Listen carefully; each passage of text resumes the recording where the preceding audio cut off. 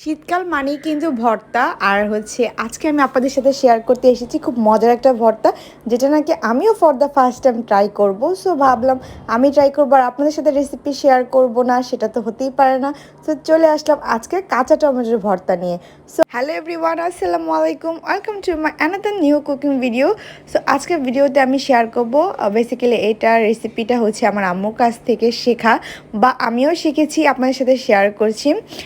So এখানে আম্মু কাঁচা টমেটোগুলোকে হলুদ আর লবণ দিয়ে কিন্তু তেল দিয়ে একটু ভেজে নিয়েছিল। আর আজকে একটা মজার বিষয় হচ্ছে কি জানেন, আজকে এই ভর্তাটা কিন্তু আমার ছোটো বোন বানাচ্ছে। আম্মু ডিরেকশন দিয়ে দিয়েছিল আর আমার ছোটো বোন বানাচ্ছিল।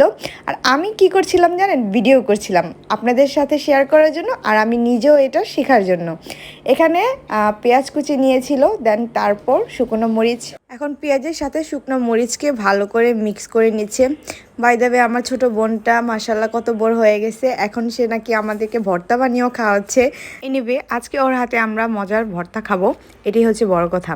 দেন তারপর এখানে লবণও কিন্তু অ্যাড করেছিল সাথে। দেন পেঁয়াজ আর শুকনো মরিচকে ভালোভাবে হাত দিয়ে মেখে নিচ্ছে। তাই দেখেন ওর মাখা দেখে কিন্তু মনে হচ্ছে ওই কোনো কাজের না, তাই না? আচ্ছা, দেন তারপর এখন কিন্তু এর সাথে অ্যাড করে দিবে যে ভেজে রাখা কাঁচা টমেটোগুলো ছিল সেগুলো।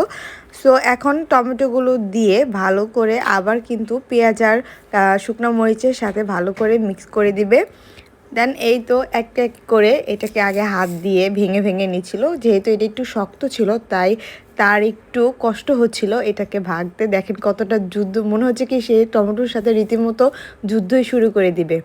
দেন তারপর এখন হাত দিয়ে ভালো করে ভেঙে ভেঙে এটাকে পেঁয়াজ আর শুকনো মরিচের সাথে মেখেই কিন্তু হয়ে যাবে মজাদার কাঁচা টমেটোর ভর্তা। এর আগে কিন্তু আমি পাকা টমেটোর ভর্তা ট্রাই করেছি, বাট কখনো কিন্তু কাঁচা টমেটোর ভর্তা ট্রাই করিনি।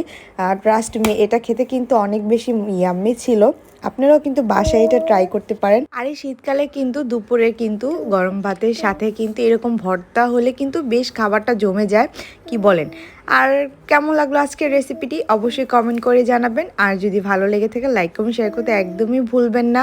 আর এরকম আরও নতুন নতুন সব রেসিপি পেতে আমার পেজটিতে ফলো দিয়ে রাখবেন। আল্লাহ হাফেজ।